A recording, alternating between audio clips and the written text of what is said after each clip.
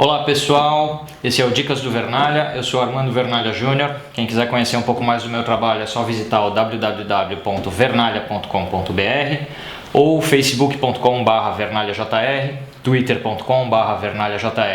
Esse é o sexto Dicas do Vernalha e eu estou nele voltando ao tema que iniciou essa série, que é o cinema. Na primeira edição do Dicas do Vernalha, eu fiz uma lista de filmes que tinham algum diferencial em termos de fotografia e, além de tudo, eram grandes filmes.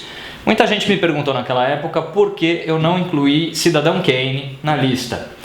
Sendo Cidadão Kane um filme que acho que em cada 100 listas de grandes filmes que são feitos, ele aparece nas 100 e sempre nas 5 primeiras posições, em geral na primeira posição, ou seja, para muitos é o maior e melhor filme já feito, eu quis fazer uma lista que não continha Cidadão Kane.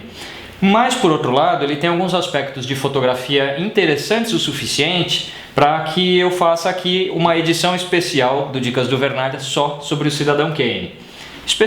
Especialmente por dois motivos. Um deles é o conceito de Deep Focus, que foi utilizado ao longo da filmagem de Cidadão Kane. Eu gosto de citar esse conceito pelo seguinte: sendo este um filme tão importante, tão representativo da história do cinema e que é atual até os dias de hoje, nós vemos com alguma frequência, com a popularização de câmeras fotográficas que filmam, como a 5D ou a 7D, nós vemos com alguma frequência a ideia de que a filmagem com uma profundidade de campo curta, ou seja, com o fundo da imagem bastante desfocado, dá a cara cinematográfica à filmagem.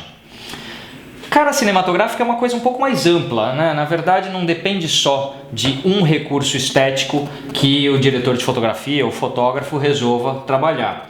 Mas criou-se esse conceito que qualquer coisa que você filmar com o fundo desfocado é cara de cinema.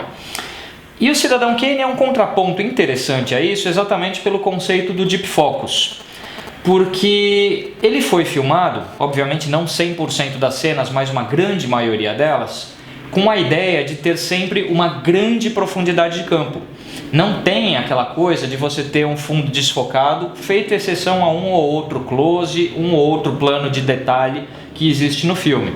De maneira geral, todas as cenas têm uma profundidade de campo bastante grande. Tem uma cena mais ou menos inicial no filme, onde o nosso personagem central está lá fora brincando na neve com um trenó. A câmera vai entrando pela janela para a casa dele, vai passar por um ambiente da casa, vai chegar a outras pessoas e nesse momento você tem uma certeza, digamos, uma grande nitidez, desde as pessoas que estão lá no primeiro plano discutindo até o garoto que ainda está lá fora na casa. Essa cena, inclusive, é a mais simbólica aí do conceito de Deep Focus. Então, nem sempre a gente pode se pegar a uma ideia só, com uma profundidade de campo, para dizer que é cara de cinema. No caso do Cidadão Kane, esse conceito foi utilizado em conjunto com o uso de lentes grande angular. Por quê? A grande angular já tem mais profundidade de campo por natureza. Facilita a obtenção dessa nitidez em vários planos quando a gente utiliza a grande angular. Além disso, havia a ideia de que você tendo um quadro com muita informação, seria bastante natural para o ser humano, ao observar aquelas cenas, que nós observássemos as cenas como observamos a vida real. Então, se nós entramos num ambiente, nós vamos olhar em volta e perceber as coisas que compõem visualmente esse lugar em que entramos. A ideia de fotografia do Cidadão Kane também passa por isso, ou seja, a cada vez que temos uma situação nova, um ambiente novo, nós temos a condição de olhar a tela do cinema com seus 7, 8, 11 metros e aí vasculhar por informações. O Cidadão Kane, inclusive, quando a gente vê na TV, em DVD, esse tipo de coisa, ele perde uma parte do impacto porque, por maior que seja a televisão que a gente utilize, ela nunca vai ser igual a uma tela de cinema.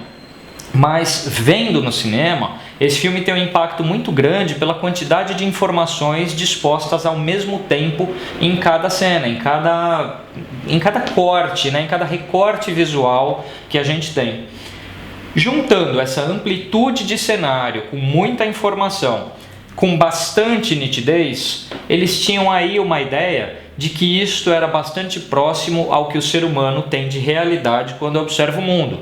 Porque nós olhamos para um lado, olhamos para o outro e parece que está sempre focado, parece que tudo que a gente olha está sempre nítido, porque a íris do nosso olho vai se adaptando a cada coisa que a gente olha.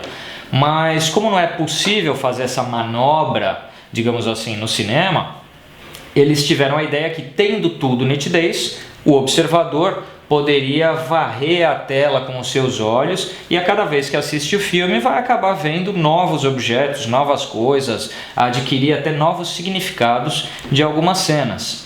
Então, um ponto muito importante é esse. A profundidade de campo grande, ela pode ser explorada como um recurso de linguagem, para a gente não ficar se prendendo naquela ideia de, ok, desfoca o fundo e temos cara de cinema. A gente pode utilizar separação de planos pela iluminação, por várias outras, digamos assim, outros recursos técnicos da escolha de lentes, do corte entre uma câmera e outra para te dar espaçamentos, distâncias, profundidade. Nós temos muitos recursos para fazer a ideia da profundidade sem que a gente tenha que desfocar o cenário, porque às vezes o cenário nos dá contexto, ele nos agrega muita informação. Imagina uma cena de um casal num restaurante. Se de repente você tem uma câmera fazendo um plano geral dos dois no restaurante, aí você vai dar o close num dos dois, se você desfoca demais o fundo, dá a impressão momentânea que eles saíram do restaurante e estão em qualquer lugar. Então, a profundidade de campo, hoje, ela está sendo usada de uma forma talvez abstrata demais, pelo menos é uma opinião minha essa. Às vezes o pessoal desfoca demais, chega a um ponto que algumas cenas de alguns vídeos que eu já vi por aí simplesmente não tem foco. Mas o Cidadão Kane nos traz de volta essa ideia de que pode-se utilizar a grande profundidade de campo como recurso narrativo. Então eu posso usar a cenografia, posso usar os elementos de cena, a atuação dos personagens com mais espaço e tudo isso estar nítido e focado para permitir que as pessoas observem a cena em detalhes. Lógico que a direção de arte vai trabalhar mais pesadamente, direção de figurino, de tudo, porque a gente tem mais nitidez na imagem. Mas esse é um conceito muito importante, atrelado ao uso da grande angular. Na edição passada do Dicas do Vernalha eu falei da escolha de lentes e ali a gente tem um uso intensivo de grande angular como recurso narrativo, como uma maneira de mostrar uma amplitude que permita ao observador interagir com a cena, dá aquela impressão de que mais um passo adiante ele entra para dentro do filme. Eu acho que por esse conjunto entre o uso de grande angular e também o conceito do deep focus, só por estas duas coisas, Cidadão Kane já seria assim um espetáculo em termos de fotografia para ser analisado.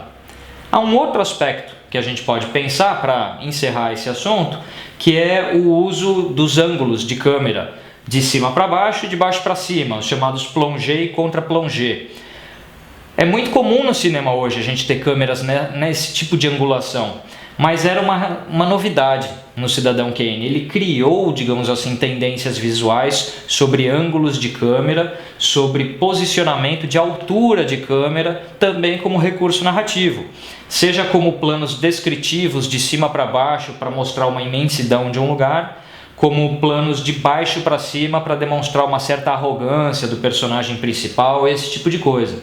Então vocês veem que por posição de câmera, por escolha de lentes ou também pela questão da profundidade de campo, Cidadão Kane é uma aula de fotografia. Então só pode ser um filme mais do que recomendado para quem ainda não viu, é mais do que obrigatório ver, estudar, assistir, compra em DVD, Blu-ray, porque é um filme obrigatório. E é isso que eu tinha para dizer sobre Cidadão Kane.